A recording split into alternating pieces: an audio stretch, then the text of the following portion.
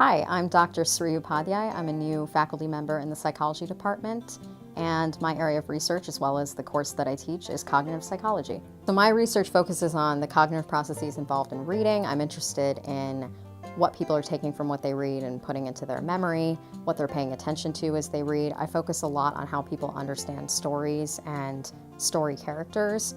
I'm really interested in this aspect of how we read fiction, what's so enjoyable about it for us. Do we kind of approach story characters the way that we approach real people in the real world? And for me, coming with a background from English and psychology, it really merges together all of my favorite interests, and it lets me look at the things that I find most interesting about reading. I would like my students to be critically aware consumers of information. I want them to be questioning every source that they're reading something from, including myself and including a textbook. I think that in this age of fake news, we're seeing a lot of misleading science, and I want them to be people that are putting out honest action and ideas into the world.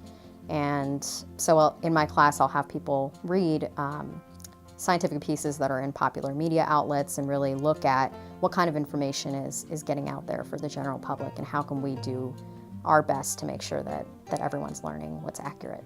JMU is the perfect place for me to be my full self because there's an emphasis on quality research, there's an emphasis on quality teaching, and it allows me to really do both of these great things that I am really passionate about to the best of my ability.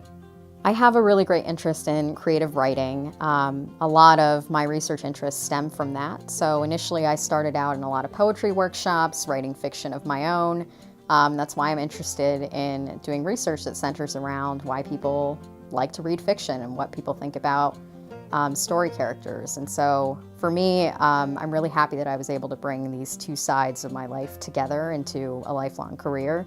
And I hope that other students find a way to bring together their pet interests as well.